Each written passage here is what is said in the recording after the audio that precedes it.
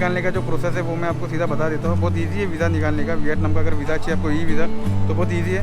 मैंने एकदम last moment में निकाला था, यानी यहाँ आने से एक हफ़्ते क्या मतलब शायद मुश्किल से 5-6 दिन थे, तभी मैंने निकाला था। क्योंकि मैंने अप्रैल में फ़्लाइट बुक की थी और मैं जो भी जुलाई के लिए, और मैं जुलाई 9 को मैं यहाँ पर आने वाला था। तो मैंने शायद 5 या 2 या 3 को मैंने ये निकाला था, वीज़ा के लिए अप्लाई किया था।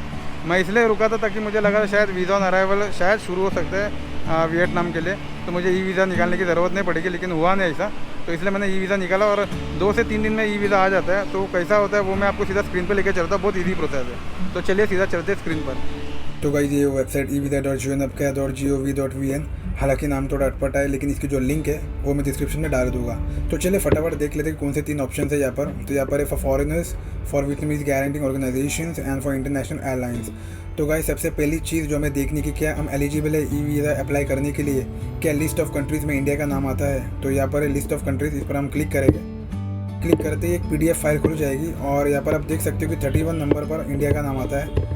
हालांकि इस लिस्ट में बांग्लादेश, पाकिस्तान और सिंगापुर का नाम फिलहाल तो नहीं है, लेकिन शायद ये कंट्रीज आगे जाके इस लिस्ट में जुड़ सकते हैं। तो चलिए चलते हैं हम मेन पेज पर, और किस तरह से हम ई वीज़ा को अप्लाई करेंगे वो मैं आपको दिखा देता हूँ। तो चलिए सबसे पहले हम फॉर फॉरेनर्स पर क्लिक करेंगे। क्लिक करते ही यहाँ पर एक पेज खुल जाएगा जिस पर बेसिकली एक एग्जाम्पल है कि किस तरह से आपको फॉर्म फिलअप करना है। तो हम सीधा चले जाएंगे नीचे, और यहाँ पर जो लिखा हुआ है confirmation of reading carefully instructions and having completed application, इस पर हम चेक करेंगे और यहाँ पर क्लिक करेंगे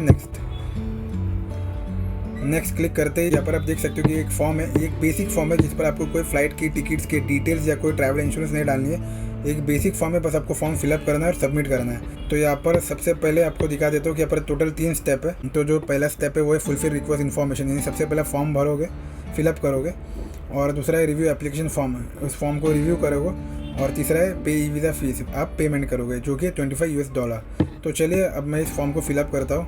तो ये जो फ़ोटो है ये आप ध्यान रखिए कि ये 2x2 इंच की फ़ोटो है। तो मैं इस पर क्लिक करता हूँ और एक फ़ोटो अटैच करता हूँ, कोई भी डमी फ़ोटो अटैच करता हूँ मैं। तो गाइस यहाँ पर मैंने एक डमी पिक और एक dummy passport front page pic डाल दी है, और यहाँ पर अब मैं फुल नेम डालूंगा। तो कोई भी रैंडम नेम में सिलेक्ट कर देता हूँ, मतलब कोई भी रैंडम नेम में डाल देता हूँ। और यहाँ पर आप लिखोगे मेल, अगर आप मेल हो तो मेल, या फीमेल हो तो फीमेल, और डेट ऑफ बर्थ मैं कोई भी एक रैंडम डेट ऑफ बर्थ डाल देता हूँ। और यहाँ पर नेशनलिटी आप सिलेक्ट करोगे India, nationality at birth automatically India आ जाएगा। रिलीजन अगर आप हिंदू हो तो हिंदू, मुस्लिम हो तो मुस्लिम, क्रिश्चियन हो तो क्रिश्चियन, मैं यहाँ पर डाल देता हूँ क्रिश्चियन। ऑक्यूपेशन यानी आप करते क्या हो, जो भी आपकी पोस्ट है बस आपको वही डालना है। तो मैं यहाँ पर डाल देता हूँ नेटवर्क एडमिन। यहाँ पर आपका परमानेंट रेजिडेंशियल एड्रेस डालना है, यानी जो आपका इंडिया में एड्रेस है वो आपको डालना है। तो मैं कोई भी एक रैंडम एड्रेस डाल देता हूँ। यहाँ पर आपको अपना फ़ोन नंबर डालना है, तो मैं कोई भी एक फ़ोन नंबर डाल देता हूँ। यहाँ पर आपको अपना ईमेल आईडी डालना है, फिर से री एंटर ईमेल करना है, यानी वापस आपको वही जो आपका ईमेल आईडी है वही डालना है वापस से आपको। यहाँ पर आपको अपना पासपोर्ट नंबर डालना है, तो मैं कोई भी एक रैंडम पासपोर्ट नंबर डाल देता हूँ। और टाइप वो है ऑर्डिनरी पासपोर्ट, और एक्सपायरी डेट यानी आपकी पासपोर्ट की जो एक्सपायरी डेट है वो आपको यहाँ पर मेंशन करनी है। और यहाँ पर इंटेंट डेट ऑफ एंट्री यानी कि किस डेट पर आप वियतनाम एंट्री करने वाले हो। तो मैं सिलेक्ट करता हूँ August 1। और जो intended length of stay in Vietnam will be 30 days, यानी 30 दिन तक आप मैक्सिमम वियतनाम में रह सकते हो। पर्पज़ ऑफ एंट्री टूरिज्म, और intended temporary residential address in Vietnam, यानी वियतनाम में आपका जो एड्रेस है वो आपको यहाँ पर मेंशन करना पड़ेगा। तो मैं वियतनाम में जो हॉस्टल का जो एड्रेस है वो मैं यहाँ पर मेंशन कर देता हूँ। और सिटी प्रोविंस, ये जो एड्रेस है वो किस सिटी का है, तो यहाँ पर आप लिख सकते हो होचीमिन सिटी, क्योंकि मैं होचीमिन सिटी में रहने वाला हूँ इसलिए मैंने सिटी होचीमिन सेलेक्ट किया है। और grand e visa valid from, यानी कब से लेकर कब तक आपको ई वीज़ा चाहिए। मुझे 1/8/2022 से लेकर 30/8/2022 तक ई वीज़ा चाहिए। तो तकरीबन 1 महीने का हमें वीज़ा मिलता है, तो मैंने 1 महीने का ही डेट सिलेक्ट किया है। Allowed to entry through check point, यानी किस चेक पॉइंट पर आप उतरोगे। तो जो होचीमिन में जो एयरपोर्ट है, इंटरनेशनल एयरपोर्ट है, वो ये Tan Son Nha international airport, तो ये मैं सिलेक्ट करूँगा। और एग्ज़िट थ्रू चेक पॉइंट, यानी कहाँ से आप एग्ज़िट करोगे। तो मैं यही से एग्ज़िट किया था। अगर आप हैनोई से एग्ज़िट करने वाला हो तो आपको हैनोई सिलेक्ट करना पड़ेगा। मैं एग्ज़िट करने वाला हूँ Tan Son Nha international airport से, इसलिए मैं यही सिलेक्ट करूँगा। I assure that I have truthfully declare और रेलेवेंट डिटेल्स, तो बस इस पर आपको चेक करना है और यहाँ पर जो कैप्चा है वो ऐड करना है, और बस आपको इस रिव्यू एप्लीकेशन फॉर्म पर क्लिक करना है। तो देखिए अब ये सक्सेसफुली कंप्लीटेड दिखा रहा है। तो इसका आप स्क्रीनशॉट ले लीजिएगा, क्योंकि ई वीज़ा डाउनलोड करने के लिए आपको रजिस्ट्रेशन कोड डालना पड़ेगा। तो ये है आपका रजिस्ट्रेशन कोड, तो इसको आप स्क्रीनशॉट ले लेना पूरा। तो अब मैं क्लिक करता हूँ ओके पर क्लिक करते ही हम आगे सेकंड स्टेप पर, यानी कि यहाँ पर आपको रिव्यू करना है आपका एप्लीकेशन फॉर्म कि आपने सही डाला कि नहीं। तो मैं रिव्यू कर लेता हूँ कि मैंने सब सही डाला और अब मैं सीधा चले जाऊँगा पेमेंट पर क्लिक करने के बाद यहाँ पर आप देख सकते हो कि आपका जो डिटेल्स है वो दिखाई दे रहा है और साथ में जो अमाउंट है ये वो $25 आपको पेमेंट करना है, तकरीबन 581-250 वियतनामीज डोंग। तो यहाँ पर बस आई एग्री पर चेक करना है और पे ई वीज़ा फी पर क्लिक करना है। अब यहाँ पर क्लिक करते ही आपको डोमेस्टिक कार्ड और इंटरनेशनल कार्ड दो ऑप्शन है, आपको सिलेक्ट करना है। दोनों में से कोई भी एक ऑप्शन आपको सिलेक्ट करना है। तो आप डोमेस्टिक कार्ड पर सिलेक्ट नहीं करोगे, ये वियतनाम के लिए। तो हम क्योंकि इंडिया से अप्लाई कर रहे हैं इसलिए हमें इंटरनेशनल कार्ड ही सिलेक्ट करना है। तो हम सिलेक्ट करेंगे इंटरनेशनल कार्ड और यहाँ पर आपको अपना card number, card holder name, expiry date, CVV, phone number, email ID, यहाँ पर भी आपको अपना फ़ोन नंबर डालना है, ईमेल आईडी डालना है, एड्रेस डालना है जो कि इंडिया का हो, एड्रेस आपका इंडिया का ही डालना है। और सिटी, अगर क्योंकि मैं मुंबई से हूँ इसलिए मैं मुंबई का डालूँगा। अगर आप दिल्ली के हो या हरियाणा के हो, जहाँ से भी हो आप, वहाँ का आपको मतलब उस सिटी को आपको सिलेक्ट करना है। अगर आप न्यू दिल्ली के हो तो आपको न्यू दिल्ली सिलेक्ट करना है। और यहाँ पर मैंने गलती की थी कि मैंने बातों में मैं कंट्री सिलेक्ट करने भूल गया था, इसलिए मेरा पेमेंट तो हो गया था लेकिन जो प्रोसेस जो था वो फेल दिखा रहा था। पेमेंट कंप्लीटेड लेकिन एप्लीकेशन फेल दिखा रहा था, लेकिन बाद में मुझे रिफ़ंड मिल गया और बाद में मैंने वापस से पेमेंट कर दिया।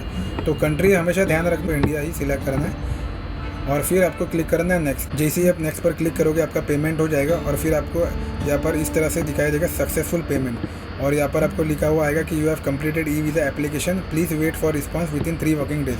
तो विदिन 3 वर्किंग डेज़ में आपको आपका वीज़ा मिल जाएगा। और वीज़ा को डाउनलोड करने के लिए आपको जो मैंने कहा था कि रजिस्ट्रेशन कोड जो है वो संभाल के रखना, स्क्रीनशॉट निकाल के रखना। तो बस वही आपको अपना registration code, email ID, date of birth और कैप्चा डाल के एंटर करना है। फिर यहाँ पर आपको लिखा हुआ है कि click here to print e visa, click here करना है और क्लिक करते ही आपको आपका ई वीज़ा मिल जाएगा। तो जो आपका ई वीज़ा होगा वो बिल्कुल इस तरह का होगा।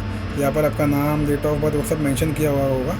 तो बस इस तरह का आपका ई वीज़ा होगा। तो काफ़ी इजी प्रोसेस है। इन 3 स्टेप से आपको वियतनाम जाने के लिए ई वीज़ा आराम से मिल जाएगा। तो देखा आपने, बहुत इजी प्रोसेस था वियतनाम का ई वीज़ा निकालने के लिए। हमेशा याद रखिए कि पेमेंट करते वक्त आपको वही डिटेल्स डालना है, एड्रेस एकदम सही डालना है और सिटी भी सही डालना है। मैंने गलती से मतलब कंट्री जो वियतनाम ही मतलब रख दिया था, क्योंकि मैं फ़ोन पे भी बात कर रहा था और साथ में मैं ये वीज़ा के लिए भी अप्लाई कर रहा था। तो ऐसा आप मत करना, एक ही जगह पे ध्यान देना। वो मैंने सबक सीख लिया।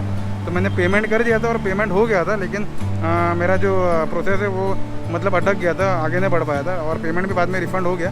तो जब पहली बार जब मैंने किया था ई वीज़ा के लिए अप्लाई, मतलब पेमेंट किया था, तब मुझे 2116 रुपये कटे थे। और जब मुझे रिफ़ंड मिल गया तो ठीक 1 दिन के बाद मैंने जब किया तो 2010 रुपये कुछ कट गए। तो शायद उनका करेंसी शायद तभी नीचे गिर गया होगा कि पता नहीं। तो मेरा फ़ायदा ही हो गया फिर भी।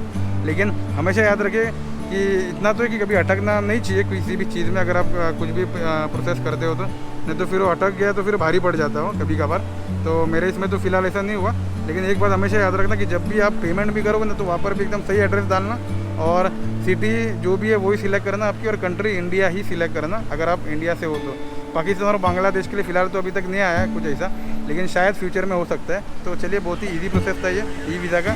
तो निकालिए ई वीज़ा और जल्द से जल्द यहाँ पर आइए, क्योंकि ये सही टाइम है वियतनाम आने का। और क्लाइमेट भी देखो काफ़ी बढ़िया है,